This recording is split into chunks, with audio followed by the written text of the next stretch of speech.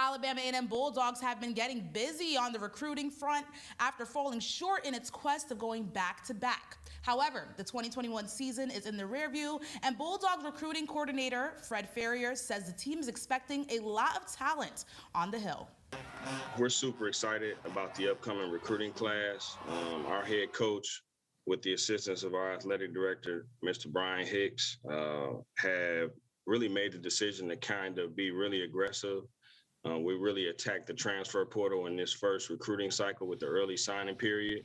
So we were able to have an official visit weekend with close to 20 transfer prospects on campus, and hoping that a number of those guys will decide ultimately to join our program. A number of those guys come from Power 5 programs, Group of 5 programs, who have played and been successful. So we're super excited about this first signing period.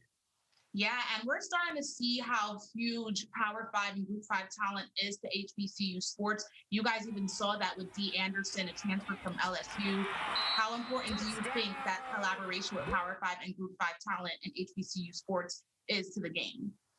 Well, I think the most important thing is you're adding maturity and guys who are a little bit older, whereas recruiting, typically when you recruit a high school kid or a young man from high school, he's 17, 18 years old. Now you're talking about a kid who's 22, 23 years old that's been in a college football environment for 2, 3, 4 years, that have played in multiple games at a high level. You're now adding seasoned experience. It's like, this transfer portal has essentially turned into college football free agency.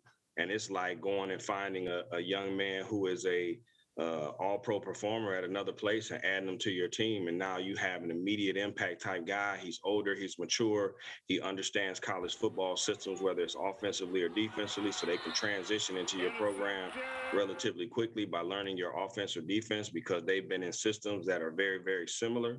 So they can translate and learn it really quickly. And they just bring a maturity and a toughness to your team that allows you to compete at a higher level a lot faster.